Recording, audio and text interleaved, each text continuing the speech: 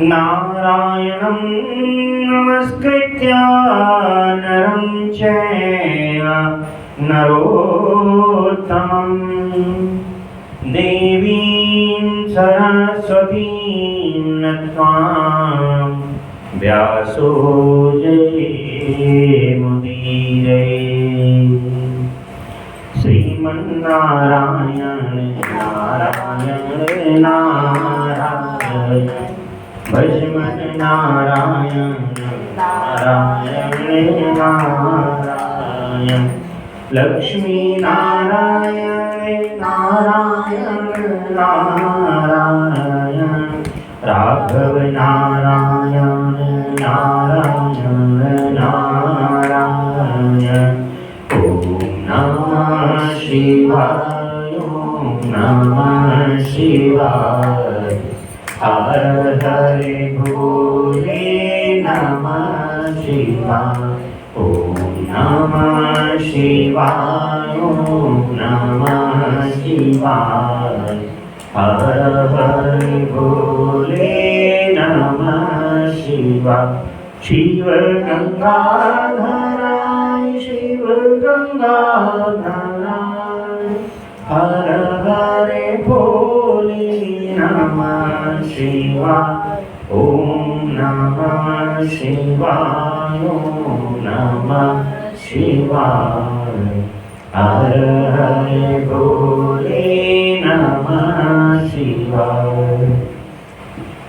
ओम अथ श्री स्कंद पुराण अंतर्गते वैष्णव खंडोत्कलखंड देवताओं द्वारा ब्रह्मा जी के द्वारा भगवत विग्रहों का स्तवन और उनकी स्थापना।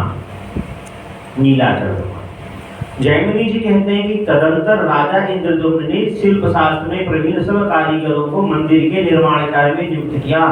थोड़े ही समय में मंदिर बनकर इतना ऊंचा हो गया कि वह नीचे से दिखाई नहीं पड़ता था। उस समय भारतवर्ष में जितने समकालीन राजा थे वे सभी राजा इंद्रदुम्न के उस पुण्य कार्य में संलग्न थे। वह मंदिर ऊंचाई में आकाश को छूता था और चौड़ाई में सब दिशाओं को पूरा कर रहा था।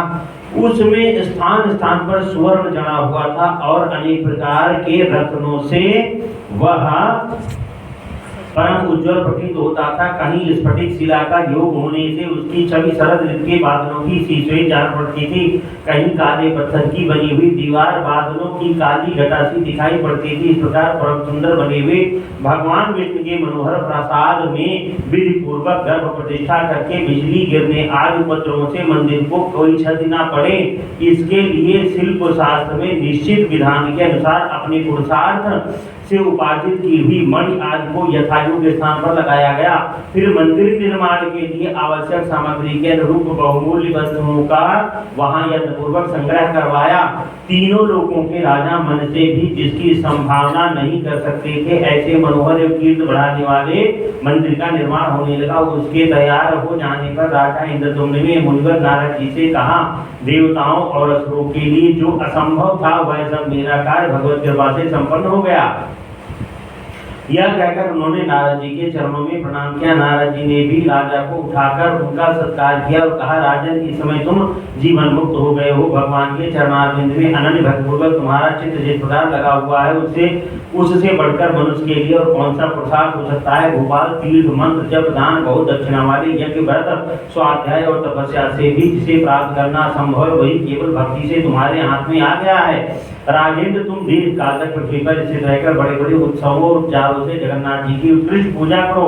तत्पश्चात इंद्रदुम्न ने जगन्नाथ जी को दंडवत प्रणाम किया और इस प्रकार स्तुति की, ब्रह्मण्य देवा भगवान को नमस्कार। गौमों और ब्राह्मणों के हितैषी शरणागतों का दुख दूर करने वाले चार पुरुषार्थों को एकमात्र हेतु भगवान श्री हरि को नमस्कार है। हिरण्य रूप पुरुष और प्रकृत व्यक्त जगत दोनों आपके रूप हैं, आपको नमस्कार है। शुद्ध ज्ञान स्वरूप सच्चिदानंदमय भगवान वासुदेव को नमस्कार है। इस प्रकार स्तुति करते हुए राजा के नेत्रों से आंसू भर आया। उन्होंने परिक्रमा करके बार बार भगवान को प्रणाम किया। तदंतर जो अन्य देवता वहां आए थे वे प्रसन्नता पूर्वक भगवान को प्रणाम करके हाथ जोड़कर उनकी स्तुति करने लगे। देवता बोले, परब्रह्मा और परमात्मा के नाम से जिसकी महिमा का ज्ञान किया जाता है वह पुरुष भी भूत वर्तमान और भविष्य में सब कुछ है, इतनी इसकी महिमा अपार वैभव है। यह परम पुरुष श्री हरि सबसे श्रेष्ठ और सबका स्वामी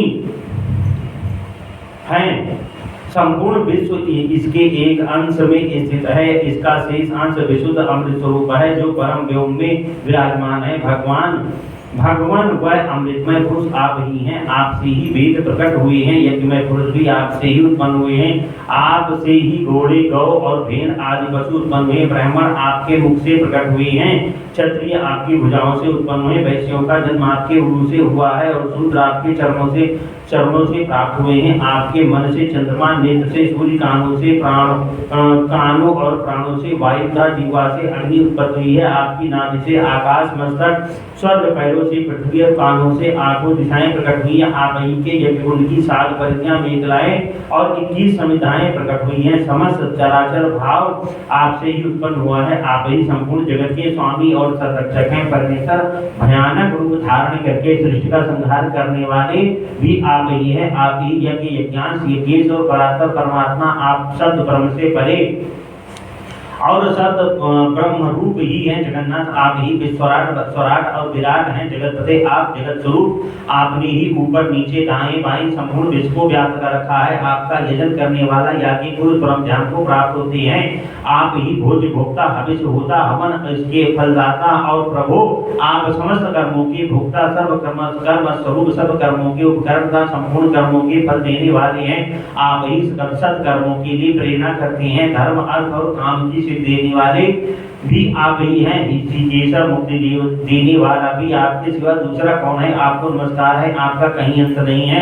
आपके सहस्त्रों रूप, सहस्त्रों पैर, नेत्र, मस्तक, उरु और भुजाएं आपको नमस्कार है। सहस्त्रों कोटि योग को धारण करने वाले, सहस्त्रों नाम वाले आप सनातन पुरुष को नमस्कार है। प्रभु संसार समुद्र में गिरे हुए प्राणी को शरण देने वाले आप एकमात्र हैं। आपकी सृष्टि में आपके समान दीनों की रक्षा करने वाला दूसरा कोई नहीं है। दीनों और अनाथों के एकमात्र आश्रय आप हैं। प्रभु आप ही इस जगत के पिता, पालक, पोषक, संपूर्ण आपत्तियों का निवारण करने वाले। जगन्नाथ विष्णु हमारी रक्षा कीजिए। परमेश्वर हमारी रक्षा कीजिए। कमलाकांत आपके सिवा कौन हमारी रक्षा करने में समर्थ है। अंतर्यामी आपको नमस्कार है। सर्वज्योतिनिधि आपको नमस्कार है। इस प्रकार स्तुति करके देवताओं ने बार बार प्रणाम किया। इंद्रद्युम्न के साथ बाहर निकलकर सबके सब भगवान नृसिंह के क्षेत्र में गए। वहां साष्टांग प्रणाम और नमस्कार करके परम भक्तिपूर्वक उन्होंने नृसिंह देव का पूजन किया। उसके बाद वे नीलाचल के शिखर पर जहां उत्तम प्रासाद निर्माण हुआ था गए। देवताओं के आकाश मंडल में व्याप्त उस उच्च मंदिर को देखा। राजा इंद्रद्युम्न ने विचार किया कि यह पूर्ण हुआ भगवान का उत्तम मंदिर दीर्घकाल के बाद मेरे दृष्टि पथ में आया है। यह सब भगवान के अनुग्रह से हुआ है। इसमें मनुष्यों का कोई पुरुषार्थ नहीं। तदंतर उन्होंने अपने सहायकों से कहा, जब काष्ठ में शरीर धारण करके स्वयं भगवान यहाँ प्रकट हुए थे, उस समय आकाशवाणी ने मुझसे कहा था कि तुम नीलाचल के शिखर पर जगन्नाथ की प्रतिष्ठा के लिए 1000 हाथ का मंदिर बनवाओ। उसकी स्थापना के समय स्वयं ब्रह्मा जी, सिद्धों, महर्षि, ब्रह्म ऋषि और देवताओं के साथ पधारेंगे। तत्पश्चात राजा ने नारद जी से पूछा, मुनिश्रेष्ठ मैं प्रतिष्ठा विधि की वस्तुओं के विषय में कोई जानकारी नहीं रखता। जो एकत्र करने योग्य वस्तुएं हों उन सबको क्रम से बतलाइए। राजा के इस प्रकार कहने पर नारद जी ने शास्त्र के अनुसार विचार करके सब सामग्री की सूची एक पत्र पर लिखकर उन्हें दे दी। राजा ने वह पत्र पद्मनिधि को दिया और कहा, इसमें लिखी हुई वस्तुएं एकत्र करो। ब्रह्मा जी के लिए दिव्य भवन का निर्माण करो। ब्रह्म ऋषियों, इंद्र, देवताओं, सिद्धों, मनुष्यों के लिए यथायोग्य स्थान बनाओ। इस प्रकार आदेश देते हुए राजा इंद्रद्युम्न से नारद जी ने कहा, राजन 3 रथ तैयार कराइए। भगवान वासुदेव के रथ पर आरूढ़ गरुड़ ध्वज फहरा रहा हो और सुभद्रा जी के रथ पर कमल के चिन्ह से युक्त ध्वजा लगी हो। बलभद्र जी के रथ पर तार ध्वज या हल के चिन्ह से युक्त ध्वज होना चाहिए। श्री विष्णु के रथ में 16, बलभद्र के में 14 और सुभद्रा के रथ में 12 पहिए होने चाहिए। चक्रधारी श्री कृष्ण के रथ का विस्तार 16 हाथ, बलभद्र जी के रथ का विस्तार 14 हाथ और सुभद्रा जी के रथ का विस्तार 12 हाथ का हो। नारद जी के इस वचन को सुनकर एक दिन में 3 रथ बनाए गए, जिनके धुरे, चक्के, खंभे और द्वार सभी सुंदर थे। तीनों रथों का विस्तार उत्तम था। सब में सुंदर ध्वजा पताका लगी थी। नाना प्रकार की चित्रकारी से वे तीनों रथ बड़े मनोहर प्रतीत होते थे। उनमें लगाम और बागडोर से युक्त वायु के समान वेग वाले सैकड़ों सफेद घोड़े जुटे हुए थे। नारद जी ने शास्त्र शास्त्र के अनुकूल विधि से रथों की प्रतिष्ठा की। तत्पश्चात ब्रह्मा जी की प्रेरणा से उस उत्तम प्रासाद के समीप शुभ मुहूर्त में सब देवता आ पहुंचे। राजा इंद्रद्युम्न की आज्ञा से विश्वकर्मा ने एक बहुत बड़ी रत्नमयी शाला तैयार की। उसमें प्रतिष्ठा कालीन पूजन उपयोगी वस्तु हविष समिधा कुशा था, अनेक प्रकार के भोजन और संपत्ति का संचय करके रखा गया था। उसमें पृथ्वी पर गाल नामक राजा राज्य करते थे। उन्होंने भी माधव की एक प्रस्तर मूर्ति बनवाई और उसके लिए छोटा सा मंदिर तैयार कराकर उसमें उसकी स्थापना और पूजा की। फिर दूत के मुख से राजा इंद्रद्युम्न के उद्योग को सुनकर राजा को क्रोध हुआ और वह सेना सहित विभो नीलाचल पर आए। वहां आने पर उन्होंने प्रतिष्ठा का ऐसा आयोजन देखा जो मनुष्य के लिए स्वप्न में भी दुर्लभ था।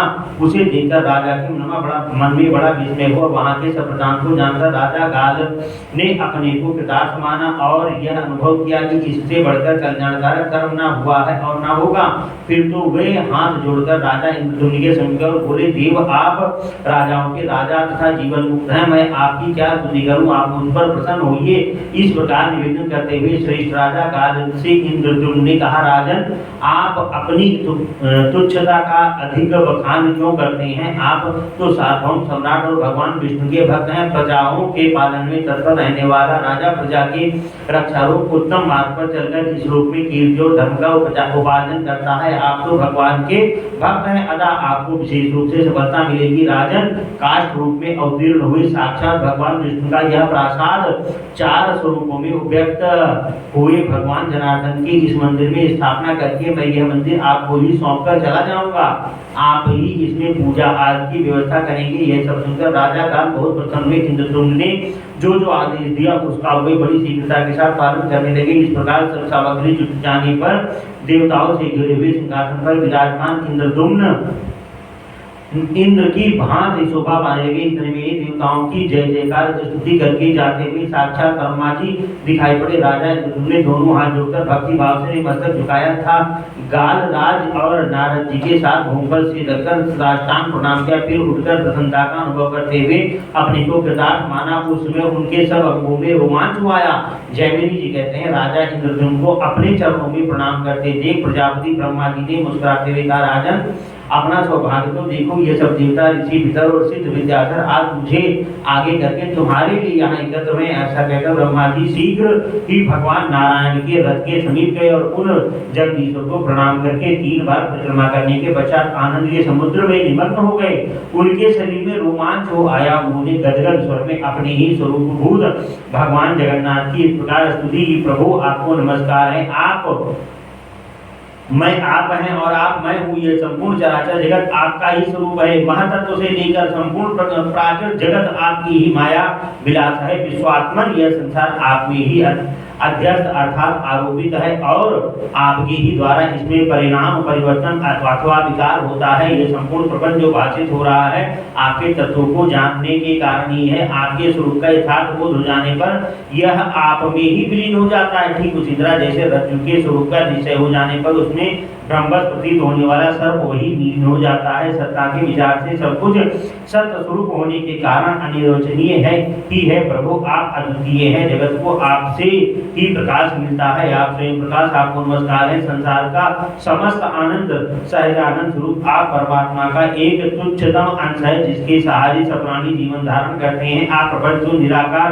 निर्विकार और निराकार है। आप स्थूल है, सूक्ष्म है, अणु है और महान है। साथ ही आप स्थूल सूक्ष्म सभी भेदों से रहित हैं। गुणों से अतीत होकर भी समस्त गुणों के आधार है। करुणात्मन आपको नमस्कार है। मैं आपके नाभि कमल से उत्पन्न हुआ हूँ। जैसे ही ब्रह्मांड के मध्य में सृष्टि कर्म में लगाया गया हूँ, वैसे आपके एक रोम में ब्रह्मांड है। उस ब्रह्मांड में मुझ जैसे करोड़ों ब्रह्मा है। आपकी महिमा अचिंत्य है। आपको नमस्कार है। आपका स्वरूप चिन्मय है। आपको बार बार नमस्कार है। आप देवताओं के भी अधिदेवता, आपको नमस्कार है। देवदेव आपको नमस्कार है। दिव्य और अदिव्य स्वरूप वाले आपको नमस्कार है। दिव्य रूप में प्रकट होने वाले आपको नमस्कार है। आप जरा और मृत्यु से रहित मृत्यु रूप हैं। आपको नमस्कार है। आप मृत्यु की भी मृत्यु हैं। शरणागतों की मृत्यु का नाश करने वाले सहज आनंद आपका स्वरूप है। भक्ति आपको प्रिय है। आप जगत के माता और पिता हैं। आपको बार बार नमस्कार है। शरणागतों के पीड़ा का नाश करने के लिए सदा उद्योग करने वाले प्रभु आपको नमस्कार है। आप दीनों के प्रति करुणा के स्वाभाविक समुद्र हैं। आपको बार बार नमस्कार है। आप पर हैं, पर रूप है तथा परापर पर पार भव सागर के दूसरे पार हैं। आपको नमस्कार है। जिसको कहीं पार नहीं मिलता उसके पार स्वरूप आप ही हैं। आप ही ब्रह्म रूप हैं। आपको नमस्कार है। आप परमार्थ स्वरूप हो तथा पर हेतु उत्कृष्ट कारण है। आपको नमस्कार है। परंपरा से व्याप्त परम तत्व तत्पर रहने वाले आपको नमस्कार है। प्रणत जनों के दुख का संहार करने वाले आपको नमस्कार है। नाथ, यदि आप प्रसन्न हो तो मेरे लिए कौन सी वस्तु दुर्लभ है। अज्ञान रूपी अंधकार से आच्छन्न हुए इस विश्व रूपी कारागार के भीतर मुक्ति की इच्छा से भटकने वाला मनुष्य आपके सिवा कोई द्वार नहीं है। आप संपूर्ण विश्व के लिए एकमात्र वंदनीय हैं। आपको नमस्कार है। देवता और दानव सभी आपके चरणारविंदों की अर्चना करते हैं। आपको नमस्कार है। आप संताप हरने के लिए एकमात्र चंद्रमा है। आपको नमस्कार है। नमस्कार है। आप कल्याण में ज्ञान धन स्वरूप आपको बार बार नमस्कार है। आप कल्पना करने वाले से सदा दूर रहते हैं। आपको नमस्कार है। आप दुर्लभ कामनाओं को देने वाले कल्पवृक्ष हैं। आपको नमस्कार है। आपको नमस्कार है। दीनों असहाय और शरणागतों की दुख राशि का संहार करने के लिए एकमात्र आप ही सदा कमर कसे रहते हैं। आपको नमस्कार है। जगन्नाथ, दुख के समुद्र में डूबे हुए प्राणियों पर आप प्रसन्न होइए। करुणा कर आप लीला होकर कृपा कटाक्ष करके उन सबका उद्धार कीजिए। इस प्रकार वेदार्थों द्वारा जगन्नाथ की स्तुति करके ब्रह्मा जी धर्मधर शेष के अवतार भूत भद्र जी का दर्शन करने के लिए गए और अतिशय भक्तिपूर्वक प्रणाम करके उन्होंने उनका भी स्तवन किया। देवेश, आकाश आपका मस्तक है और जल आपका शरीर है। पृथ्वी चरण है, अग्नि मुख है, वायु देवता श्वास है, मन चंद्रमा नेत्र सूर्य और भुजा संपूर्ण दिशाएं हैं। नाथ, ज्ञान दर्पण आपको नमस्कार है। 14 भुवनों के मूलभूत आप हलधर को नमस्कार है। जो आप आपके चरणारविंदों की शरण लेता है उनकी पाप राशि का आपको आप विदित कर डालते हैं। आपको नमस्कार है। आपके मुख नेत्र कान चरण और भुजाएं अनंत है। अनादि महाभूत अज्ञान अंधकार राशि का विनाश करने के लिए सूर्य स्वरूप आप बलभद्र जी को नमस्कार है। वेद त्रयी आपका स्वरूप है। 3 प्रकार के दोषों का नाश करने के लिए त्रिविध अवतार धारण करने वाले आपको नमस्कार है। भगवान, ये नारायण देव जो वेदांतों में गाए जाते हैं आपसे भिन्न नहीं है। आप सैया हैं और ये सहन करने वाले हैं। आप आच्छादनीय हैं और आप उनका आच्छादन करने वाले हैं। जो कृष्ण है वे बलराम है, जो बलराम है वे ही कृष्ण है। आप दोनों में कोई अंतर नहीं है। जगन में आप प्रसन्न होइए। इस प्रकार परमेश्वर बलभद्र जी को प्रणाम करके ब्रह्मा जी जगदीश्वरी सुभद्रा का दर्शन करने के लिए उनके रथ के समीप गए और बोले, जगदम्ब देवी तुम्हारी जय हो। परमेश्वरी, तुम सर्वशक्ति हो, तुम्हें नमस्कार है। कैवल्य मोक्ष प्रदान करने वाली सुभद्रा देवी, मैं तुम्हें प्रणाम करता हूँ। कल्याणमयी सुभद्रा तुम्हारी जय हो। इस प्रकार ब्रह्मा जी कल्याणमय सुभद्रा की स्तुति करके उन्हीं के समीप परस्पर विराजमान भगवान विष्णु के चौथे रूप चक्र दर्शन को प्रणाम करने के पश्चात बड़ी भक्ति से उसकी इस प्रकार स्तुति की, हे सुदर्शन, आप महाज्वालामाल हैं। आपकी प्रभा करोड़ों सूर्य के समान है। जो ज्ञान रूपी अंधकार से अंधे हो रहे हैं उन्हें वैकुंठ का मार्ग दिखाने वाले आप ही हैं। आप नित्य शोभाशाली का वैष्णवों के अपने धाम है। आप भगवान विष्णु के ही एक स्वरूप है। मैं आपको प्रणाम करता हूँ। इस प्रकार प्रणाम और स्तुति करके ब्रह्मा जी देवताओं के साथ मंदिर के समीप गए और वहां उन्होंने अपने मन को अनुकूल प्रतीत होने वाली परम सुंदर शाला देखी। तदनंतर वे राजा के दिए हुए दिव्य सिंहासन पर आसीन हुए। ब्रह्मा जी की आज्ञा से राजा इंद्रद्युम्न ने शांति कर्म करने के लिए महामुनि भारद्वाज का वर्ण किया।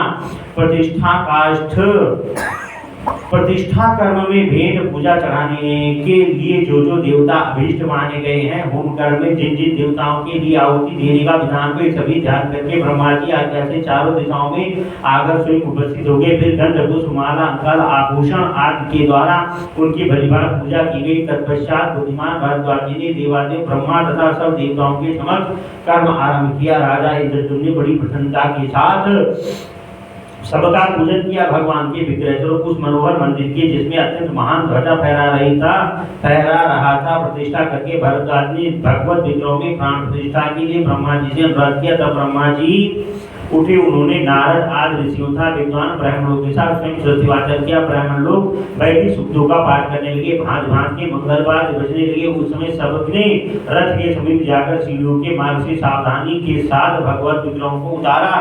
दोनों बगल में भुजाओं में मस्तक पर था, दोनों चरणों में हाथ लगाकर लोग धीरे धीरे भगवान नारायण को रुईदार गद्दी पर विश्राम कराते हुए मंदिर के समीप ले गए। ऊपर से पारिजात पुष्पों की वर्षा होने लगी। ब्रह्मा जी प्रकाश करने लगे, जगन्नाथ श्री कृष्ण आपकी जय हो, सब पापों का नाश करने वाले प्रभु आपकी जय हो, लीला से काष्ठ विग्रह धारण करने वाले नारायण आपकी जय हो, सबको मनवांछित फल देने वाले माधव आपकी जय हो, संसार सागर में डूबे हुए जीवों का लीला पूर्वक उद्धार करने वाले अविनाशी परमेश्वर आपकी जय हो, करुणा सागर आपकी जय हो, दीनों द्वार परायण आपकी जय हो, अच्युत अनंत ईशान आपकी जय हो, जय हो, जय हो प्रभु आपको नमस्कार है। यह स्तुति होते समय नारद जी बड़ी प्रसन्नता के साथ वीणा बजाते थे। भगवान के मस्तक पर पीछे की ओर से रत्नमय छत्र लगाए गए, दोनों पार्श्व भाग में चामर ग्राही देवता पंक्तिबद्ध खड़े हुए धीरे धीरे चमर डुला रहे थे। इसी प्रकार सब लोग बड़े कौतूहल के साथ बलभद्र सुभद्रा था सुदर्शन चक्र के विग्रहों को भी ले गए।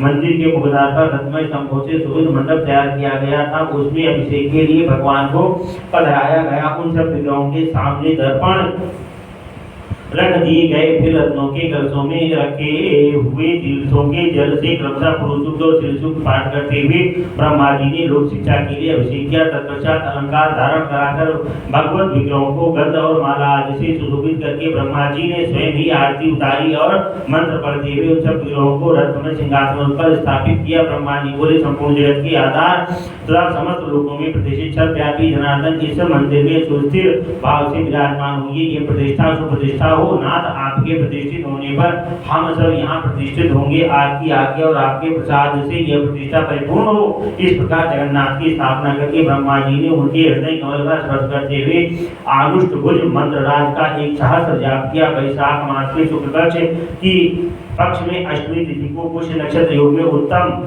बृहस्पति के दिन भगवान जगन्नाथ की प्रतिष्ठा की गई, इसलिए वह दिन परम पवित्र सब पापों का नाश करने वाला है। उसमें किया हुआ स्नान दान तप होम आदि सब पुण्य कर्म अक्षय हो जाता है। जो मनुष्य उस दिन भक्तिभाव से भगवान श्री कृष्ण बलराम सुभद्रा जी का दर्शन करते हैं वे निसंदेह मोक्ष के भागी होते हैं। वैशाख मास से जो शुक्ल पक्ष की अष्टमी उसमें यदि बृहस्पतिवार और पुष्य नक्षत्र का योग हो तो उस दिन किया हुआ जगन्नाथ जी का पूजन कोटि जन्मों के पापों का नाश करने वाला होता है। ब्रह्मा जी के द्वारा भगवत स्वरूप की एकता का प्रतिपादन था। भगवान का राजा इंद्रद्युम्न को अपनी सेवा का आदेश देना जैमिनी जी कहते हैं। तदनंतर राजा इंद्रद्युम्न ने मन ही मन आश्चर्यचकित होकर ब्रह्मा जी से पूछा, भगवान यज्ञ के अंत में भगवान विष्णु वैसे ही काष्ठ में स्वरूप धारण किए थे जो रथ पर विराजमान थे। आपने मंदिर के भीतर भी उन्हीं के विग्रह के रूप में भगवान की प्रतिष्ठा की है। पहले आकाशवाणी ने मुझसे यही कहा था कि इस अपौरुषेय वृक्ष से भगवान चार स्वरूप में अवगत होंगे, परंतु इस समय ये एक सच्चिदानंद ब्रह्मस्वरूप प्रतिष्ठित दिखाई देते हैं। प्रभु यदि आप मुझे इस रहस्य को सुनने का अधिकारी समझते हो तो ठीक ही बताइए। ब्रह्मा जी का राजन ये काष्ठ की मूर्ति है, ऐसा सोचकर तुम्हारे मन में इसके प्रति साधारण प्रतिमा बुद्धि न हो। वास्तव में ये परब्रह्म का स्वरूप है। जो विदारण करे या दान दे उसको दारू कहते हैं। परब्रह्म परमात्मा और स्वभाव से ही सब दुखों का विदारण और अखंड आनंद का दान करते हैं, इसलिए इनका नाम दारू है। इस प्रकार चारों वेदों के अनुसार भगवान श्री हरि दारुमय हैं। वह जगत के सृष्टा, इसलिए उन्होंने अपने को ही दारुमय स्वरूप में प्रकट कर लिया है। ब्रह्म और परब्रह्म में कोई भेद नहीं है। प्रलय के समय दोनों एक हैं, केवल सृष्टि काल में व्यवहारिक भेद रहता है। शब्द और अर्थ दोनों एक दूसरे की अपेक्षा रखने वाले हैं। अर्थ के अभाव में शब्द नहीं और शब्द के अभाव में अर्थ बोध नहीं, इसलिए चार वेद जैसे शब्द हैं वैसे ही अर्थ भी हैं। भगवान हरिहर ऋग्वेद स्वरूप है, नरसिंह जी सामवेद स्वरूप है, सुभद्रा जी यजुर्वेद की मूर्ति हैं और ये सुदर्शन जी अथर्ववेद के स्वरूप हैं। माना गया है वेद चार हैं, यह भेद दृष्टि है। अभेद दृष्टि से संपूर्ण वेद एक ही राशि है, अतः तुम्हारे मन में संदेह नहीं होना चाहिए। एक ही सर्वव्यापी भगवान अनेक रूपों में व्यक्त होते हैं, अन्य अवतारों में भी इसी न्याय से बर्ताव करते हैं। राजन, इस प्रकार मैंने तुमसे भगवान जगन्नाथ के भेद और अभेद दोनों ही बताए हैं, जिससे तुम्हारे मन को संतोष हो। उसी दृष्टि से भक्तपूर्वक भगवान की आराधना करो। भगवान सर्वरूपमय तथा सर्वंत्रमय सर्वमंत्रमय है। जिस प्रकार इनकी आराधना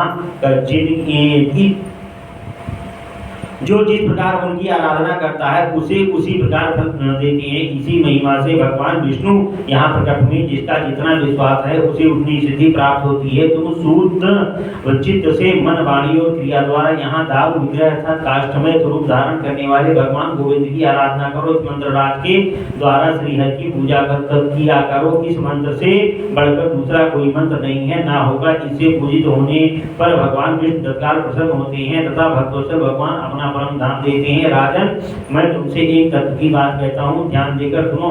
समुद्र के तट पर वट वृक्ष के मूल के समीप नीलाचल पर्वत के शिखर पर निवास करने वाले जो काष्ठमयी मूर्ति के व्यास जी साक्षात अमृतमय परब्रह्म है, उनकी दर्शन करके मनुष्य निश्चय ही मोक्ष को प्राप्त होता है। ब्रह्मा जी ने लोक शिक्षा के लिए राजा से यह सब कहकर पहले प्रकाश में आए हुए भगवान विष्णु के चतुर्विध रूप को प्रकट किया।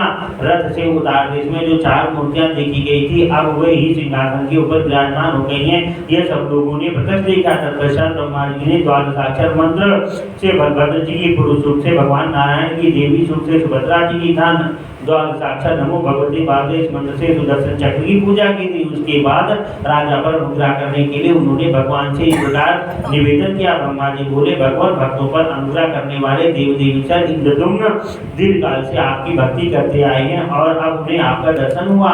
भगवान, यद्यपि आपका दर्शन साहित्य मुक्ति का कारण तो भी ये भक्ति योग के द्वारा आपकी पूजा करने की ही अभिलाषा रखते हैं, इसलिए इन्हें आज्ञा दीजिए जिससे ये भक्ति योग के द्वारा लोग देश कालोचित व्रत आदि अर्थात भांति के उपचारों से आपकी पूजा करते रहे। ब्रह्मा जी के द्वारा इसका निवेदन करने पर काष्ठ में शरीर धारण किए होने पर भी भगवान ने मुस्कुराते हुए गंभीर वाणी से कहा, इंद्रद्युम्न, मैं तुम्हारी भक्ति और निष्काम कर्मों से बहुत प्रसन्न हूँ। मुझमें तुम्हारी स्थिर भक्ति हो, करोड़ों का धन लगाकर जो तुमने मेरा मंदिर बनवाया है इसके भंग हो जाने पर भी मैं इस स्थान का परित्याग नहीं करूंगा। कालांतर में जो कोई दूसरा पुरुष यहाँ मंदिर बनवाएगा तुम्हारे प्रेम से उसमें भी मेरी स्थिति रहेगी। मंदिर भंग होने पर भी मैं इस स्थान का कभी त्याग नहीं करूंगा। जब तक ब्रह्मा जी का दूसरा परार्थ पूरा होगा तब तक इस काष्ठ में विग्रह से ही मैं यहाँ निवास करूंगा। सतयुग के प्रथम ज्येष्ठ में यज्ञ आरंभ हुआ और ज्येष्ठ की अमावस्या को मैं अन्य अवतार लिया, वही मेरा पवित्र जन्मदिन है। उस दिन महास्नान की विधि से प्रत्यर्चा में अधिवास पूर्वक मुझे स्नान कराना चाहिए। ऐसा करने समय कोटि जन्मों में उपार्जित पाप राशि का विनाश कर डालूंगा। उस दिन मेरा दर्शन करने वाले को संपूर्ण तीर्थों यज्ञों और दानों का फल प्राप्त होगा। बट वृक्ष के उत्तर एक सर्व तीर्थ में कूप है, उसे खोदकर प्रकाश में लाओ। ज्येष्ठ की अमावस्या को प्रातःकाल मुझको, बलभद्र जी को और सुभद्रा को कूप के जल से स्नान कराकर मनुष्य मेरे लोगों को प्राप्त कर लेगा। आषाढ़ मास की शुक्ल द्वितीया यदि पुष्य नक्षत्र युक्त हो तो वह इस तीर्थ में मोक्षदायी मानी गई है। नक्षत्र के अभाव में मेरी प्रसन्नता के लिए उस तिथि को यात्रा करनी चाहिए। आषाढ़ शुक्ल पक्ष की पुष्य नक्षत्र द्वितीया तिथि को मुझको, बलभद्र जी को, सुभद्रा को रथ पर उठाकर महान उत्सव के लिए बहुत से ब्राह्मणों को तृप्त करके गुंडीचा मंडप नामक स्थान को ले जाना चाहिए, जहां पहले में प्रकट हुआ था। सहस्त्र अश्वमेध यज्ञ की महावेदी उस समय वही थी। उससे बढ़कर पवित्र स्थान की पृथ्वी पर दूसरा नहीं है। जैसे ब्रह्मा के अनुरोध से और तुम्हारे मनवाए हुए इस महामंदिर से इस समय यह नीलाचल का शिखर मेरी अत्यंत प्रसन्नता का कारण हो रहा है, उसी प्रकार नरसिंह क्षेत्र में तुम्हारे यज्ञ की वह महावेदी तथा मेरी उत्पत्ति का वह मंडप मुझे अत्यंत प्रसन्नता देने वाला है। मैं बहुत समय तक वहाँ स्थित रहा हूँ, इसलिए उस पर मेरा बहुत प्रेम है। मैं यहाँ तुम्हारी भक्ति से सदैव स्थित रहूंगा। मेरे उत्थान अर्थात हरिबोधनी एकादशी, मेरे शयन अर्थात हरिशयनी एकादशी को, मेरे कर्मठ बदलने अर्थात परिवर्तनी एकादशी भाद्रपद शुक्ल पक्ष में मेरे मार्ग प्रावरण तथा पुष्य स्नान का महोत्सव करके फाल्गुन की पूर्णिमा को मेरे लिए दोलोत्सव करना चाहिए। जो दोला में दक्षिणा को पूजित हुए मेरे दर्शन करते हैं वे ब्रह्मत्यादि सब पापों से मुक्त हो जाते हैं। समुद्र में स्नान की विधि और भगवत विग्रहों का वर्णन। मुनि ने पूछा, महर्षि इंद्र, तुमने भगवान लक्ष्मीपति के जन्म स्थान का उत्सव किस विधि से किया? उसके अतिरिक्त भगवान के अन्य सब उत्सवों की भी विधिपूर्वक वर्णन कीजिए। जैमिनी जी बोले, मुनिवरों, इस समय मैं ज्येष्ठ स्नान का वर्णन करता हूँ। ज्येष्ठ शुक्ला दशमी को व्रत संकल्प करके मौन प्रातःकाल उठकर मार्कंडेय वट नामक तीर्थ को जाए और आचमन करके दोनों हाथ जोड़कर मार्कंडेश्वर को प्रणाम करके भगवान भैरव से भी आज्ञा ले फिर तीर्थ में प्रवेश करके वरुण देवता संबंधी 5 वैदिक मंत्रों से 3 आवेद करके अग्वर्षण सुख से तथा निम्नांकित मंत्र से स्नान के संसार सागरे मग्नम पापग्रस्त मचेतनम त्राहिमाम भगवेदित्रम तुप्राणि नमोस्ते भगवान नेत्रनाशक भगवान तथा आपको नमस्कार में पापग्रस्त मूल मानव संसार सागर में डूबा निरीक्षा कीजिए। प्रकार स्नान करके बाहर निकले और भगवान शंकर का दर्शन करके मौन भाव से भगवान नारायण के समीप जाए। मार्कंडेश्वर से दक्षिण दिशा में जो विष्णु रूप उत्तम वटवृक्ष स्थित है वह दर्शन मात्र से पाप राशि का नाश करने वाला है। उसका दर्शन करके उसमें भगवान पुरुषोत्तम की भावना करते हुए दूर से ही प्रणाम करे, फिर निम्नांकित मंत्र का उच्चारण करते हुए उसे परिक्रमा करे और मंत्र कहे कि हे कल्पट, आप सदा के लिए अमर हैं। भगवान विष्णु के महान विवाहस्थान है। विष्णु स्वरूप बट मेरे पाप को हर लीजिए, आपको नमस्कार है। आप अव्यक्त रूप महाप्रलय काल में भी स्थिर रहने वाले जगत के एकमात्र आश्रय तथा कल्पवृक्ष हैं, आपको नमस्कार है। इस प्रकार स्तुति करके मनुष्य उस वृक्ष के नीचे भक्तिपूर्वक भगवान विष्णु के नामों का उच्चारण करे, जिससे वह 100 करोड़ जन्मों के पापों से भी मुक्त हो जाता है। उसकी छाया में चलने मात्र से भी मनुष्य के पाप दूर हो जाते हैं। तत्पश्चात भगवान के वाहन रूप गरुड़ जी को, जो भगवान श्री हरि के आगे भक्त से नतमस्तक होकर हाथ जोड़े खड़े हैं, उनको प्रणाम करना चाहिए। हे गरुड़, आप छंदोमय जगत के आश्रय भगवान के वाहन वेदत्रयी में शरीर वाले यज्ञ रूप और विश्वव्यापी हैं। ये सदा प्रसन्न रहने वाले आपको मेरा नमस्कार है। इस प्रकार गरुड़ की स्तुति करके भगवान के मंदिर में प्रवेश करे और उसकी 3 बार परिक्रमा करके मंत्रराज अनुष्टुभ से या पुरुष सूक्त से अथवा द्वादशाक्षर मंत्र नमो भगवते वासुदेवाय मंत्र से जिसमें रुचि हो उससे पूजन करे। पंचोपचार की विधि से परमेश्वर जगन्नाथ की पूजा करे। पूजा के पश्चात हाथ जोड़कर इस प्रकार स्तुति करें, देव देव जगन्नाथ, आप संसार समुद्र से तारने वाले, भक्तों पर अनुग्रह करने वाले जगदीश्वर, आपके चरणों में प्रणाम करता हूँ। आप सदा मेरी रक्षा करें। श्री कृष्ण आपकी जय हो, जगन्नाथ आपकी जय हो। आप सबके पापों का नाश करने वाले हैं। आपके युगल चरणार्चित विश्व के लिए वंदनीय है। आपको नमस्कार है। कोटि कोटि ब्रह्मांडों के ईश्वर आपकी जय हो। वेद आपके निश्वास वायु में समस्त जगत के आधारभूत परमात्मा आपको नमस्कार है। प्रभु, आप शरण में आए हुए ब्रह्मा, इंद्र और रुद्र आदि देवताओं और प्रणत जनों की पीड़ा को दूर करने वाले हैं, आपको नमस्कार है। समस्त संसार के निवास स्थान आपकी जय हो। अंतर्यामिन आपको नमस्कार है। आप अकारण करुणा सागर दीन दयालु आपकी जय हो। दीनों और अनाथों का एकमात्र शरण देने वाले विश्व साक्षी परमेश्वर आपको नमस्कार है। देवेश्वर, जिसमें मोरूपी भर उठते हैं, जो अत्यंत दुष्कर है, क्षुधा पिपासा आदि छहों उर्मियों के कारण जिसके दूसरे किनारे तक पहुंचना अत्यंत कठिन है। कुकर्म की रूपी ग्राहों के कारण जो अत्यंत भयानक दिखाई देता है, जहाँ कोई आश्रय जहाँ कोई आश्रय अथवा अवलंब नहीं दिखाई देता, जो सर्वथा निशास और दुर्रूपी वेग से युक्त है। उस संसार समुद्र के जल में मैं आपकी माया के गुणों से आबद्ध होकर विश्वस्त अवस्था में पड़ा हुआ हूँ। आप कृपा कटाक्ष पूर्ण दृष्टि से देखकर वहां से मेरा उद्धार कीजिए। सुश्रेष्ठ, आप अपनी परम प्रसन्नता के प्रकाश हैं। जगन्नाथ, संसार भय से डराने वाले जीवों के सहायक बंधु एकमात्र आप ही हैं। भूख और प्यास के, शोक और मोह मन के तथा जरा और मृत्यु शरीर के कष्ट हैं, ये ही संसार सागर की 6 उर्मियां हैं। इनसे इनसे रक्षा कीजिए भगवान। आपकी सृष्टि में आपके समान दीनों का पालन करने वाला दूसरा कोई नहीं है, अतः सब लोगों पर कृपा करने के लिए आप स्वयं अवतीर्ण हुए हैं, अन्यथा आप पूर्णकाम परमेश्वर के इस पृथ्वी पर आने का क्या कारण हो सकता है। जगतपति, आपके चरण कमलों की शरण में आ जाने से कोई चिंता नहीं रह जाती, क्योंकि आपके चरणारविंद चार पुरुषार्थों के एकमात्र साधक हैं। दर्शन मात्र से सबके समस्त मनवांछित फल देने वाले हैं। तदंतर से संबंधी मंत्र से भगवान बलभद्र की पूजा करें। द्वादशाक्षर मंत्र से अथवा आज में प्रणव लगाकर नाम मंत्र से पूजा कर सकते हैं। फिर एकाग्रचित होकर प्रणाम करके स्तुति पाठ के द्वारा उन्हें प्रसन्न करें। सदा सत्पुरुषों को सुख देने वाले सच्चिदानंद स्वरूप बलराम जी, आपकी जय हो। आपकी निर्मल आकृति अविद्यामय पंख से रहित आपको नमस्कार है। संपूर्ण जगत का भार धारण करके भी कभी थकित न होने वाले बलभद्र, आपकी जय हो। आध्यात्मिक दैविक आज भौतिक तीनों तापों का विकर्षण विनाश करने के लिए आप सदा अपने हाथ में हल लिए रहते हैं। शरणागतों तीनों की रक्षा के लिए आपके नेत्र सदा खुले रहते हैं। ईश्वर, आप ही दूसरों के समस्त पापों का नाश करने में समर्थ हैं। निर्मल करुणा सागर दीनबंधु, आपको नमस्कार है। आपके मन आपके फण के अग्रभाग से समस्त चराचर सहित इस पृथ्वी को धारण कर रखा है। प्रभु, जिसके पार जाना कठिन है,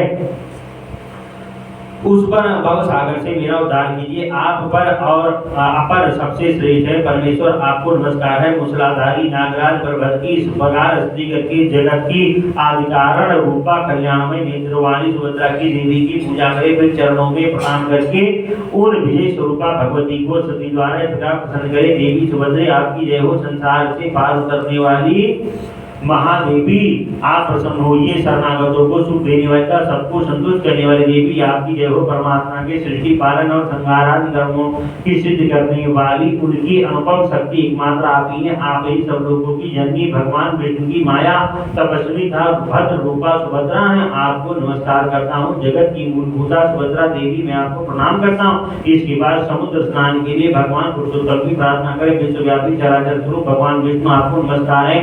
प्रभु, समुद्र स्नान निर्विघ्न पूर्ण हो। शंख चक्र गदाधारी जगदीश्वर, मुझे स्नान के लिए आज्ञा दीजिए। तदनंतर भगवान विष्णु का ध्यान करते हुए एकाग्रचित्त मौन होकर समुद्र के समीप जाए और तीर्थराज की आत्मा का चिंतन करते हुए हाथ जोड़कर इस मंत्र का पाठ करें। कोटि सूर्यों के समान प्रकाशमान सुदर्शन, आपको नमस्कार। मैं ज्ञान अंधकार से अंधा हो रहा हूँ, मुझे भगवान विष्णु का मार्गदर्शन प्रकाश दर्शन की प्रार्थना करके तीर्थराज समुद्र के जल में पृथ्वी पर घुटने टेककर भक्तिभाव से प्रणाम करें। तीर्थराज, आप जल रूपी विष्णु हैं, समस्त जंतुओं के जीवनदाता और परम शांति के हेतु हैं। आपको नमस्कार के मंत्र पढ़ते हुए जल के भीतर प्रवेश करें। समुद्र के जल में डूबकर मंत्र जप करने का विधान नहीं है। समुद्र में स्नान करके उठे और विधिपूर्वक आचमन करके प्रार्थना कर जगतपति तीर्थराज, तुम्हें नमस्कार है। पहले के कोटि सहस्त्र जन्मों में जिस पाप राशि का संचय किया गया है वह सब नष्ट हो जाए, इस प्रकार स्नान करके तट पर आ जाए और आचमन करके मौन हो दो उज्ज्वल वस्त्र धारण करे। फिर भूदेवी और लक्ष्मी देवी के साथ शंख गदाधारी चतुर्भुज भगवान नारायण का ध्यान करके उन्हें मानसिक पूजा से संतुष्ट करके तत्पश्चात बाहर आवाहन करके भी पूजा करें। जिसकी विधि इस प्रकार है। भगवान के लिए भावना द्वारा रत्न सिंहासन देकर यह चिंतन करें कि भगवान इस पर विराजमान हैं। फिर उनके दोनों चरणारविंदों में पाद्य अर्घ निवेदन करें। पाद्य श्यामक कमल दूर्वा और अपराजिता लता से युक्त हो और मूल मंत्र से उसका संस्कार किया गया हो। आप पाद्य अर्पण करने के बजाय सोने, चांदी, तांबे अथवा शंख के पात्र में जल, चंदन, फूल, योग, दूर्वा, कुशाग्र फल, सरसों और तिल से विधिपूर्वक अर्घ का संस्कार करें। दूर्वा और उसके अग्रभाग से अर्घ दे जल लेकर भगवान के मस्तक को सींचे। फिर बचे हुए जल को उन्हीं के आगे पृथ्वी पर गिरा दे। यह अर्घ की विधि बताई गई है। उसके बाद जायफल, कपूर और लवंग से संस्कार किए हुए जल को भगवान के आचमन के लिए दे। पुनः अपनी शक्ति के अनुसार पाट से रेशम अथवा कपास के बने हुए वस्त्र अर्पण करने चाहिए। फिर यथाशक्ति हार, कीयूर, मुकुट, कंठ आदि आभूषण भगवान के अंगों में पहनाना चाहिए। सूत के बने हुए गंध एवं चंदन से चर्चित करके अर्पण करें। तत्पश्चात कपूर, चंदन, कस्तूरी, कुमकुम, अनुलेप करें। चमेली, कमल, चंपा, अशोक, पुन्नाग, नागकेसर, सुगंधित पुष्पों से बनी हुई माला अथवा तुलसी दल की माला पहनावे तथा कुछ छूटे हुए फूल भी भगवान के मस्तक पर बिखेर दे। जो गले से लेकर पैरों तक लंबी हो उसका नाम माला है, और जिसकी लंबाई कंठ से लेकर जांघ तक हो उसको माल्य कहते हैं।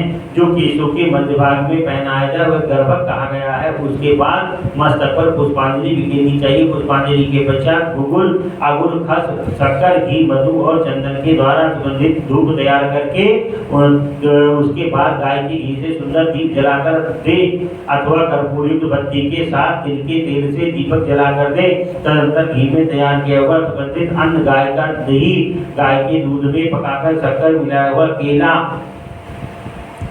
नाना प्रकार के व्यंजनों से युक्त हुआ और भांति भांति के इन सब के सहित मनोरम सुगंध युक्त रस एवं नूतन वैद्य नैवेद्य तैयार करके भगवान को समर्पित करे। धूप दीप नैवेद्य स्नान अर्घ मधुपर्क बस तथा यज्ञोपवीत इनमें से प्रत्येक के अर्पण करने पर भगवान को आचमन करावे। अन्य कर्मों में आचमन के लिए केवल जल देना चाहिए, परंतु नैवेद्य के अंत में संस्कार के औपचारिक आचमन देना चाहिए। साथ ही करोड़वर्धन के लिए सुगंधित चंदन भी देना चाहिए। उसके बाद कपूर, लौंग, इलायची, जायफल और सुपारी के साथ तांबूल अर्पण के पश्चात 108 बार मूल मंत्र का जाप करके अनन्य भाव से स्तुतिपाठ करें। फिर प्रदक्षिणा करके भगवान पुरुषोत्तम की प्रार्थना करें। समस्त तीर्थों के प्रवर्तक देवादेव जगन्नाथ, आप सब तीर्थमय था सरदेव में आप पाप की रात में डूबे हुए मुझ सेवक की रक्षा कीजिए, आपको नमस्कार है। इस प्रकार देवेश्वर भगवान नारायण की पूजा करके तीर्थराज समुद्र में स्नान करने वाला मनुष्य सब तीर्थों का फल पाता है। कोटि योगदान से, कोटि यज्ञ से, कोटि ब्राह्मण भोजन से तथा कोटि महादानों से कर्म करने वाले के लिए जो पुण्य बताया गया है वह इस समुद्र स्नान पूर्वक भगवत पूजन से प्राप्त हो जाता है। अन्य तीर्थों में किया हुआ पाप समुद्र के किनारे नष्ट हो जाता है, और समुद्र के किनारे किया हुआ पाप समुद्र में स्नान करने से नष्ट हो जाता है। ब्रह्म हत्यारा, शराबी, गोघाती, 5 प्रकार की महापातकी मनुष्य भी समुद्र स्नान करने से निसंदेह उन पापों का प्रायश्चित कर लेते हैं। जो मनुष्य अपने जन्म, जीवन और शास्त्र अध्ययन को सफल बनाना चाहता है वह समुद्र तट पर आकर देवता और पितरों का तर्पण अवश्य करे। कृष्ण और चंद्रायण आदि तब सुलभ हैं। बहुत दक्षिणा वाले अग्निष्टोम यज्ञ आदि भी दुर्लभ है, परंतु सिंधु के जल से पितरों का तर्पण अत्यंत दुर्लभ है। स्नान के आदि अंत में जगन्नाथ जी का पूजन और बीच में तीर्थराज के जल में स्नान करके मनुष्य मोक्ष का भागी होता है। तदनंतर शुद्ध चित्त वाला मनुष्य कृष्ण, बलभद्र और सुभद्रा को नमस्कार करके उनके स्वरूप का चिंतन करता है। इंद्रद्युम्न सरोवर में स्नान, नरसिंह जी का दर्शन, पूजन तथा भगवत विग्रहों के ज्येष्ठ स्नान का वर्णन। जयमिनी जी कहते हैं, इसके बाद अपने को कृतार्थ मानता हुआ मनुष्य अश्वमेध यज्ञ के अंग से उत्पन्न हुई इंद्रद्युम्न सरोवर के समीप जाए। उसी के तट पर नरसिंह का स्वरूप धारण करने वाले भगवान श्री हरि निवास करते हैं। वहां नरसिंह जी की प्रार्थना करके विधि पूर्वक स्नान करें। प्रार्थना इस प्रकार है, हे भगवान नरसिंह, आपको नमस्कार है। आप उत्तम क्षेत्र में आपके ही प्रसाद से नरसिंह इंद्रद्युम्न ने एक साथ अश्वमेध यज्ञों का अनुष्ठान किया। प्रभु उस यज्ञ के अंग से प्रकट हुए इस सरोवर में स्नान करने के लिए मुझे आज्ञा दीजिए। इस प्रकार भगवान की प्रार्थना करने के पश्चात सरोवर के किनारे जाकर हाथ धो आचमन करके अंजलि बांधकर प्रार्थना करें, हे तीर्थ प्रवर अश्वमेध यज्ञ के अंगभूत दान के लिए लाई हुई करोड़ों गौओं के खुर से आपकी भूमि खोदी गई है। उन गौओं के मूत्र, फेन और दान के जल से परिपूर्ण होने के कारण आप सबको पवित्र करने वाले हैं। मैं आपको सब तीर्थ में पवित्र जल में स्नान कराने के लिए आया हूँ। आप स्नान से मेरे सब पापों को छुड़ा दीजिए। तत्पश्चात स्नान करके जल के भीतर डुबकी लगाकर 3 बार अघमर्षण मंत्र का जप करें। उसके बाद पुनः तीर्थ की प्रार्थना करें। अश्वमेध के अंग से प्रकट हुए सर्व पाप नाशक तीर्थ तुम में स्नान करने से मेरे पाप नष्ट हो जाए। इस प्रकार 3 बार कहकर 3 बार जल में गोता लगावे। नृसिंह का धारी भगवान विष्णु का स्मरण करे। देवताओं, ऋषियों और पितरों की विधि पूर्वक तर्पण करे। फिर पश्चिम विराजमान भगवान नरसिंह के समीप जाए। अथर्ववेद के मंत्र से उनकी पूजा करे। वह अथर्ववेद मंत्रार्थ काल में नारद जी के द्वारा प्रतिष्ठित हुआ। तत्पश्चात राजा इंद्रद्युम्न ने दीर्घ काल तक इस मंत्र की उपासना करी। नरसिंह का कार्य भगवान की उपासना के लिए उसके समान दूसरा मंत्र नहीं, उसके उच्चारण मात्र से भगवान नरसिंह प्रसन्न हो जाते हैं। ब्रह्मा जी ने इसी मंत्र काष्ठ विग्रहधारी जगदीश की भी स्थापना की है। पूर्वोक्त उच्चारों से लाल जवा के पुष्प और अन्य सुगंधित पुष्पों से भगवान नरसिंह की पूजा करें। मिश्री और गाय का घी मिलाकर गोदुग्ध तैयार की हुई खीर, घी में पकाकर बनाए हुए खांड और कपूर से युक्त मोदक, सयाम अर्थात हलवा, घी में बने हुए पूरे नाना प्रकार के फल, शक्कर, शक्कर और दही मिलाए हुए चावल आदि नैवेद्य निवेदन करे। भगवान नरसिंह का दर्शन, चरण स्पर्श, नमस्कार और पूजन करके मनुष्य अपने मनोरथों को प्राप्त कर लेता है। फिर पूर्णिमा को प्रातःकाल पूर्वक से तीर्थराज के जल में स्नान करके शुद्ध आहार का सेवन तथा इंद्रियों का संयमन करते हुए मनुष्य भगवत प्रीति के लिए 5 दिनों तक केवल एक समय भोजन के तत्पश्चात मंदिर में प्रवेश करके मंच पर विराजमान पुरुषोत्तम श्री कृष्ण बलभद्र और सुभद्रा जी का दर्शन करके मनुष्य पाप से मुक्त हो जाता है। जो ज्येष्ठ की अमावस्या को सर्व तीर्थमय कूप से लाए हुए सुगंधित जल के द्वारा स्नान कराए जाते हुए श्री हरि का दर्शन करता है, उसके तन मन में पाप का संपर्क नहीं रह जाता। चतुर्दशी को तृण अथवा काष्ठ का श्वेत एवं सुंदर मंच बनवाकर हरी हरी घास वाली भूमि पर स्थापित करे, उसके ऊपर चंदुआ लगाकर उसे भलीभांति सजा दे, नाना प्रकार की मणियों की माला से बंधनवार बनाए। इस प्रकार मंच को स्थापित करके उसके दक्षिण भाग में कुएं से जल मिलाकर कलशों में भरकर शास्त्रोक्त विधि से उन्हें शाला के भीतर रखे। फिर कलशों में पावमानी ऋचा द्वारा सुवासित जल भरे। यह कर्म चतुर्दशी की आधी रात में करने योग्य बताया गया है। तदंतर धीरे धीरे भगवान बलभद्र और श्री कृष्ण को राजा से सम्मानित ब्राह्मण, क्षत्रिय और वैश्य ले जाएं। चवर और ताड़ के पंख से उन पर निरंतर हवा करते रहे। भगवान के शरीर पर जो पहले किया हुआ कच्चा लेप हो उसे ना छुड़ावे। जिस प्रकार सुगंधित लेप से प्रति भगवान का अंग पुष्ट हो वैसा प्रयत्न करें। भगवान को ले जाने वाले मनुष्य सावधान और सदाचारी हो, उन्हें ले जाकर मंच पर विराजमान करें। फिर शांतिपूर्वक अधिवासित कलशों से जल से समुद्र ज्येष्ठा मंत्र के द्वारा भगवत विग्रहों का स्नान कराओ। यह स्नान दर्शन करने तथा अभिषेक करने वाले मनुष्यों को कृतकृत करने वाला है। जो मनुष्य वहां खड़े होकर प्रसन्नतापूर्वक भगवान के ज्येष्ठ स्नान और यात्रा का उत्कंठित चित्त से दर्शन करते हैं वे संसार समुद्र में नहीं गिरते हैं। श्री के स्नान का दर्शन करने वाले पुरुषों की जानबूझकर अनजाने में की हुई अनाद संचित पाप राशि तत्काल नष्ट हो जाती है। स्नान दर्शन करने में जो पुण्य बताया गया है वही मंच पर विराजमान श्री का दर्शन करने से भी प्राप्त होता है। ब्राह्मणों, वहां एक ही जगन्नाथ जी 3 विग्रहों में स्थित है। उनमें से एक का भी स्नान दर्शन भोग और मोक्ष प्रसाद करने वाला है। जो भगवान के स्नान के समय जय राम भद्र, जय सुभद्रे, जय कृष्ण, जय जगन्नाथ इस प्रकार प्रसन्नतापूर्वक उच्चारण करता है वह मोक्ष को प्राप्त होता है। जयमुनि जी कहते हैं तदंतर श्रद्धा से युक्त प्रस्तुत हुए उपचारों द्वारा बलभद्र, श्री कृष्ण और सुभद्रा जी का पूजन करके उसके बाद जैसे पहले मंदिर में ले आते समय उत्सव किया गया था उसी प्रकार महान उत्सव करके उत्सव भगवत स्वरूप को पुनः दक्षिणाभिमुख ले जाए। उस समय जो दक्षिणाभिमुख जाते हुए श्री कृष्ण बलभद्र और सुभद्रा का दर्शन करता है वह स्नान दर्शन जनित समस्त पूरे फल को प्राप्त कर लेता है। मंदिर के समीप पहुंचने पर बलभद्र और सुभद्रा के साथ जगन्नाथ जी की आरती उतारकर मंदिर के भीतर प्रवेश कराने और फिर किसी प्रकार उन्हें न देखें। ज्येष्ठमास के शुक्ल पक्ष में जो पूर्णिमा आती है उसमें ज्येष्ठा नक्षत्र के एक ही अंश में चंद्रमा और बृहस्पति हो, बृहस्पति एक दिन हो और शुभ योग भी हो तो वह महाज्येष्ठी पूर्णिमा कहलाती है जो सब पापों का नाश करने वाली है। महाज्येष्ठी पूर्णिमा महापूर्णिमा था भगवान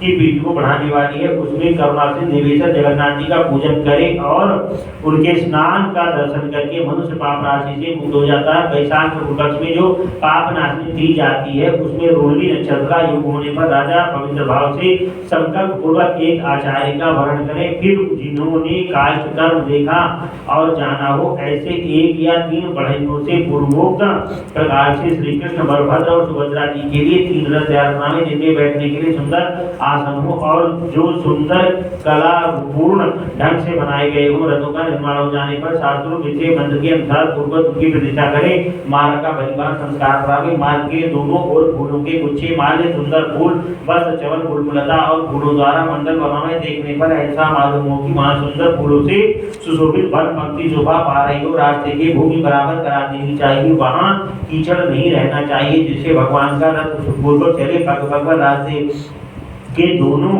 पार्श्वों में दिशाओं को सुगंधित करने वाले धूप पात्र रखे जाए।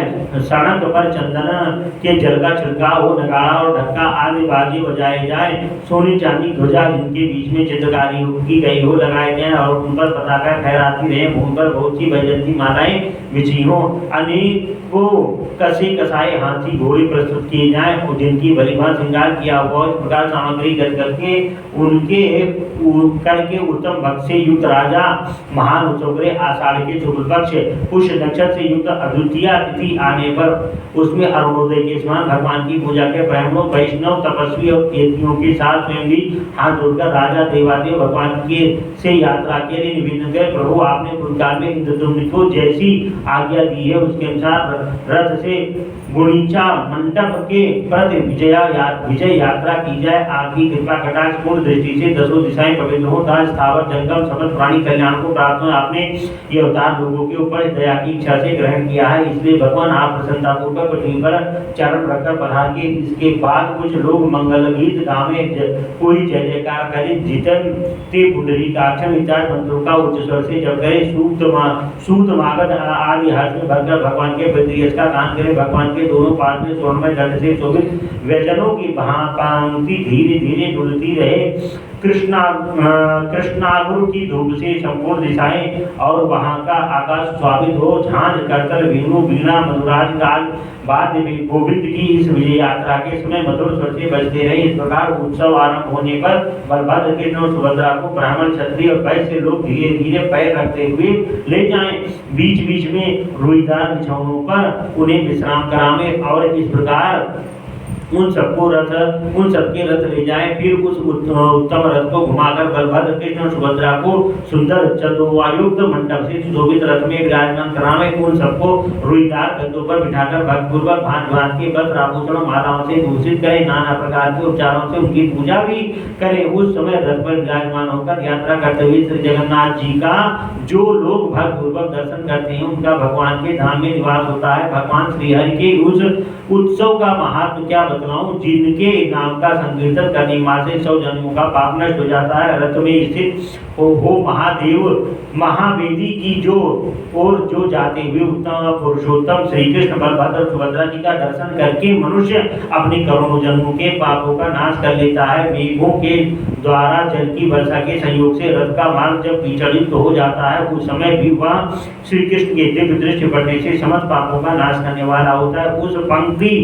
उस पंकिल रथ मार्ग में जो वैष्णव भगवान को साष्टांग प्रणाम करते हैं वे अनादिकाल से अपने ऊपर चढ़े हुए पाप पंख को त्याग कर मुक्त हो जाते हैं। जो भगवान वासुदेव की आगे जय शब्द का उच्चारण करते हुए स्तुति करते हैं भगवान के पापों पर निस्संदेह विजय पा जाते हैं। जो श्रेष्ठ पुरुष वहां नृत्य करते हैं और गाते हैं वे उत्तम वैष्णव संसर्ग से मोक्ष को प्राप्त कर लेते हैं। जो भगवान के नामों का कीर्तन करता हुआ उस यात्रा में साथ साथ जाता है तथा गुड़ीचा नगर को जाते हुए श्री कृष्ण की ओर देखकर भक्तिपूर्वक जय कृष्ण जय कृष्ण जय कृष्ण का उच्चारण करता है वह माता के गर्भ में निवास करने का दुख कभी नहीं पाता है। जो मनुष्य रथ के आगे खड़ा होकर चवन व्यंजन मूल के गुच्छों अथवा वस्त्रों से भगवान पुरुषोत्तम को हवा करता है वह ब्रह्मलोक में जाकर मोक्ष को पाता है। जो पवित्र सहस्रनाम का पाठ करते हुए रथ की प्रदक्षिणा करते हैं वे भगवान विष्णु के समान होकर वैकुंठ धाम में निवास करते हैं। जो मनुष्य श्री कृष्ण के उद्देश्य से दान देता है उसका वह थोड़ा भी दान वेददान के समान अक्षय फल देने वाला हो जाता है। जो भगवान के आगे रहकर उनके मुखारविंद का दर्शन करते हुए पग पर प्रणाम करते हैं मार्ग की धूलि या कीचड़ में लौटते हैं वे क्षण भर में मुक्ति रूपी फल को पा जाते हैं। श्री विष्णु के उत्तम धाम में जाते हैं। इस प्रकार बलभद्र सुभद्रा के साथ भगवान श्री कृष्ण उत्तम रथ पर विराजमान हो चारों दिशाओं को प्रकाशित करते हुए अपने अंगों का स्पर्श करके बहने वाली वायु के द्वारा समस्त देहधारियों के पापों का नाश करते हुए यात्रा करते हैं। वे बड़े दयालु और भक्तों के पालक हैं। जो अज्ञानी और अविश्वास के पात्र हैं उनके मन में विश्वास उत्पन्न करने के लिए भगवान विष्णु प्रतिवर्ष यात्रा प्रारंभ करते हैं। इस प्रकार गुड़ीचा नगर में जाकर भगवान विद्यु तीर्थ के तट पर 7 दिन निवास करते हैं क्योंकि प्राचीन काल में उन्होंने राजा इंद्रद्युम्न को वर दिया था कि मैं तुम्हारे तीर्थ के किनारे प्रतिवर्ष निवास करूंगा। मेरे वहाँ स्थित रहने पर सभी तीर्थ उसमें निवास करेंगे। उस तीर्थ में विधिपूर्वक स्नान करके जो लोग 7 दिन तक गुंडीचा मंडप में विराजमान मेरा बलराम का और सुभद्रा का दर्शन करेंगे वे मेरा सायुज्य प्राप्त कर लेंगे। अतः परम पवित्र सर्व पापनाशक अकेले ही सब तीर्थों का फल देने वाले तथा श्री विष्णु की प्रसन्नता बढ़ाने वाले उस तीर्थ में स्नान करके पितरों देवताओं का विधिपूर्वक तर्पण करने के पश्चात जो तटवर्ती नरसिंह भगवान का दर्शन पूजन और उन्हें नमस्कार करता है वह तथा पुनः महावेदी के समीप जाकर पूर्ववत भक्तिपूर्वक भगवान का पूजन और वंदन करता है वह पुरुष हो या स्त्री उसे भगवान विष्णु की सायुज्य मुक्ति प्राप्त होती है। मघा नक्षत्र पितरों का है अतः वह पितरों को अधिक प्रीति प्रदान करने वाला है। उस नक्षत्र में पुत्रों द्वारा दिया हुआ श्राद्ध का दान पितरों को विशेष रूप से तृप्त करता है। उक्त सर्वतीर्थ में सरोवर के तट पर भगवान विष्णु के समीप नरसिंह और नीलकंठ के मध्यवर्ती अति पवित्र स्थान में यदि मनुष्य श्रद्धापूर्वक श्राद्ध करे तो अपनी 100 पीढ़ियों का उद्धार कर देता है। आषाढ़ की शुक्ल में पंचमी तिथि मघा नक्षत्र और जगन्नाथ जी का महावेदी पर आगमन ये तीनों युग यदि इंद्रदुम्न सरोवर पर प्राप्त हो तो पितरों को अक्षय देने वाला चतुष्पाद योग माना गया है। भाद्रपद मास की अमावस्या को अथवा चारों युगात तिथियों में जो पितरों के उद्देश्य अश्वमेध अंग संभूत इंद्रदुम्न सरोवर पर श्राद्ध करता है उसका किया हुआ वह श्राद्ध सब पापों को नाश करने वाला है। 7 दिनों तक मौन भाव से तीनों काल स्नान करके और तीनों संध्याओं में कलश पर भक्तिपूर्वक भगवान की पूजा करे। गाय के घी अथवा तिल के तेल से दीपक जलावे उसे भगवान के आगे रखकर रात दिन उसकी रक्षा करे। दिन में मौन रहे और रात में जागरण करके भगवत संपत्ति मंत्र का जाप करे। इस प्रकार 7 दिन बिताकर 8वें दिन प्रातः काल उठकर प्रतिष्ठा करावे। इस व्रतराज का विधान पूर्वक पालन करके मनुष्य धर्म अर्थ काम और मोक्ष चारों पुरुषार्थों को अपनी रुचि के अनुसार प्राप्त करता है। 7 दिनों तक वहाँ रथ की भली बात रक्षा करके 8वें दिन सब रथों को पुनः दक्षिणार्थु कर और वस्त्र माला पताका तथा चवन आदि से उनकी पुनः सजावट करे। आषाढ़ शुक्ल नवमी को प्रातःकाल उन सब भगवत विग्रहों को रथ पर विराजमान करे। भगवान विष्णु की यह दक्षिणायुक्त यात्रा अत्यंत दुर्लभ है। भक्ति और श्रद्धा से युक्त मनुष्यों को इस यात्रा में प्रयत्नपूर्वक भाग लेना चाहिए। जैसे पहली यात्रा है उसी प्रकार ये दूसरी यात्रा भी है। दोनों ही मोक्षदायिनी है। यात्रा और मंदिर प्रवेश ये दोनों मिलाकर भगवान का एक ही उत्सव माना गया है। यह पूरी यात्रा 9 दिनों की होती है।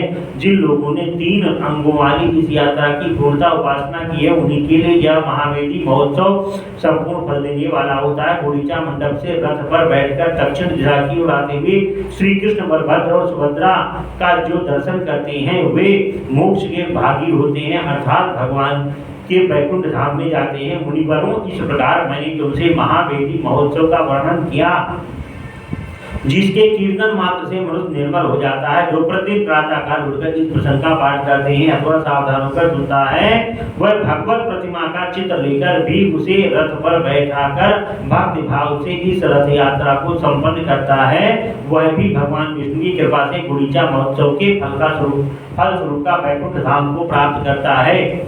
पुरुषोत्तम क्षेत्र में चातुर्मास की महिमा राजा श्वेत पर भगवत कृपा था। भगवत प्रसाद का महात्म्य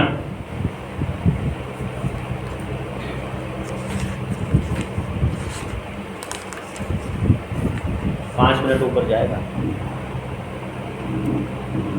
हरि ओम श्रीमन्नारायण नारायण नारायण भजमन नारायण नारायण नारायण लक्ष्मी नारायण नारायण नारायण राघव नारायण नारायण नारायण माधव नारायण नारायण नारायण श्रीमन नारायण नारायण नारायण ओम नमः शिवाय